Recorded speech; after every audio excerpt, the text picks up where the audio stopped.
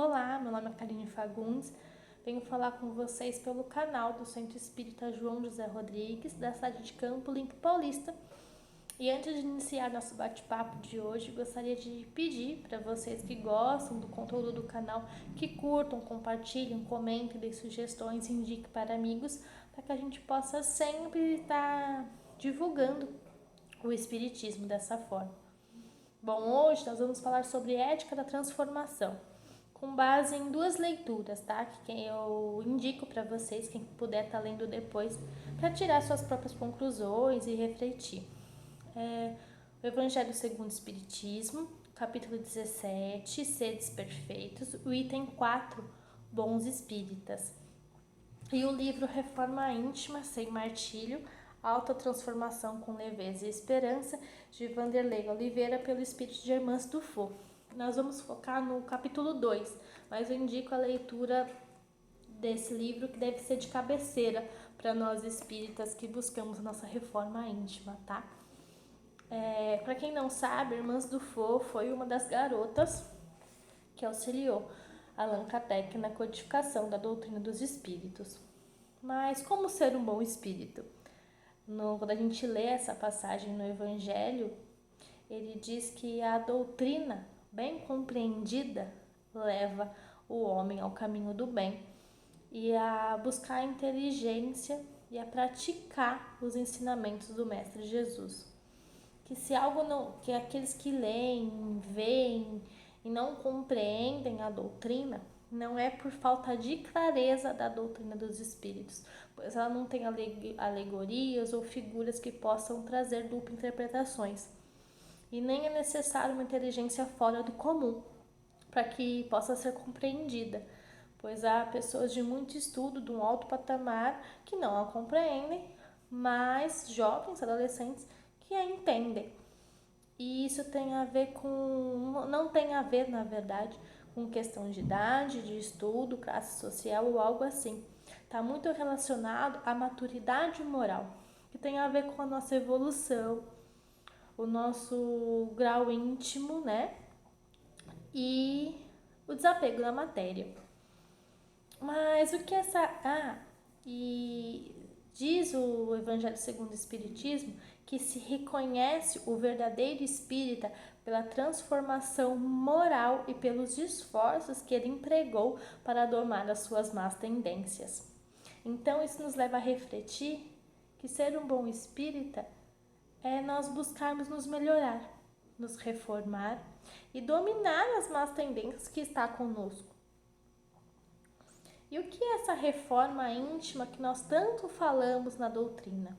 A reforma íntima é um trabalho longo, difícil, complicado, porque é dominar essas más tendências, esses vícios que temos, os nossos erros e nossas falhas. O maior obstáculo que temos dentro da reforma íntima é o orgulho e o egoísmo que está enraizado em nós, frutos das nossas reencarnações anteriores. E o nosso objetivo com a reforma íntima é nós tirarmos a máscara, tirar esse personagem, mostrarmos nosso verdadeiro eu repleto de boas qualidades, de boas virtudes. E é quando nós assumimos que somos espíritas, compreendemos a doutrina dos espíritos, nós temos como compromisso a nossa reforma íntima. Mas, por mais difícil que ela seja, por ser um trabalho longo, árduo, do nosso dia a dia, ela não tem que ser algo doloroso. Ela tem que ser sem martírio, como diz o livro. E o capítulo 2 chama a ética da transformação. Ele nos dá algumas dicas, nos leva a refletir de como fazer essa reforma íntima, como melhorar sem sacrifício, sem sofrimento, sem culpa, sem julgamento, sem o martírio, né, propriamente dito.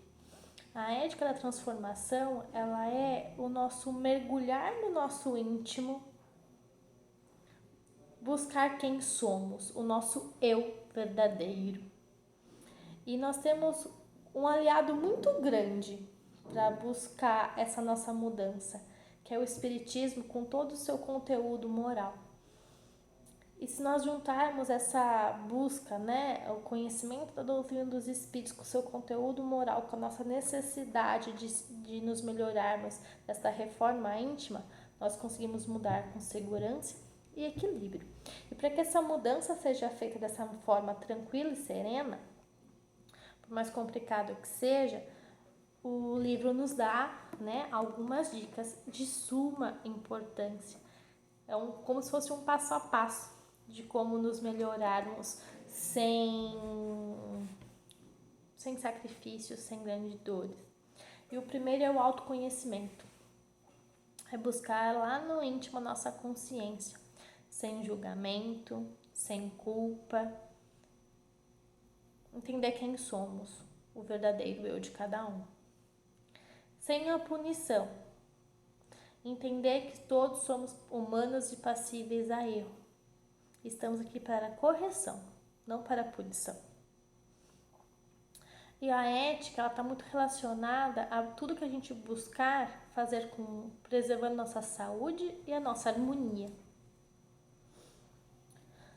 É importante que tenhamos sempre postura de aprendiz, porque assim nós vamos entender que sempre há algo para a gente aprender, aprimorar, melhorar.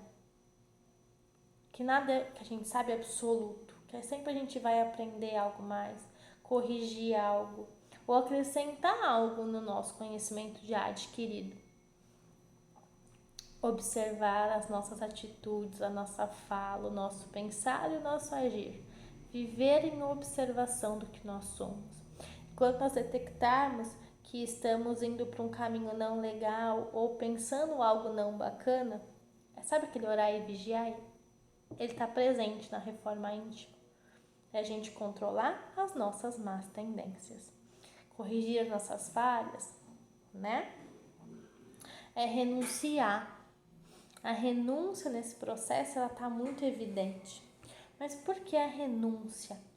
Nós temos que deixar o passado, as mágoas, as tristezas de lado e não viver pensando no futuro. Devemos viver pensando no presente, pois nós vivemos muitas vezes pensando no que já passou ou no que está por vir e esquecemos do presente.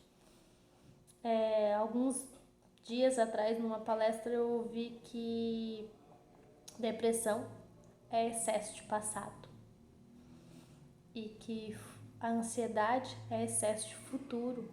Então, isso nos faz refletir do quão importante nós perdoarmos o que passou, deixar as mágoas de lado, as tristezas de lado do que já se foi. Planejar o futuro, mas com tranquilidade, com serenidade, sem muita cobrança e viver o presente. Aproveitar o dia de hoje. A importância do se auto-perdoar. Às vezes é muito mais fácil perdoar o outro pelo que o outro faz. E a gente se esquece de perdoar a nós mesmos. Esquecemos que somos humanos, podemos errar. E esses dias um amigo do meio espírita me disse que não há erro, há aprimoramento, que erra quem não faz. A partir do momento que a gente se dispõe a fazer alguma coisa, se a gente erra, a gente tem a oportunidade de correção, de aprimoramento. Então a gente começa a refletir sobre isso, que não tem que se culpar, se julgar, nós somos muito brutos conosco mesmo. A gente se cobra muito, se julga muito, se pune muito. Não tem necessidade disso. A gente tem que aprender a nos amar, a nos perdoar.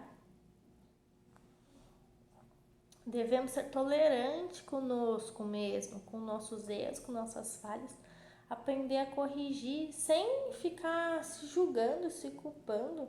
Aprender a ser tolerante, paciente, nos amar. E muito importante, o cuidar da mente. Nós esquecemos de cuidar da nossa mente muitas vezes.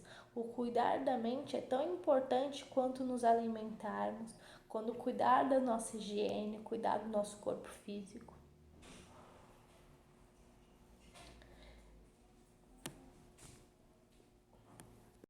que devemos praticar a caridade com os outros e com nós mesmos.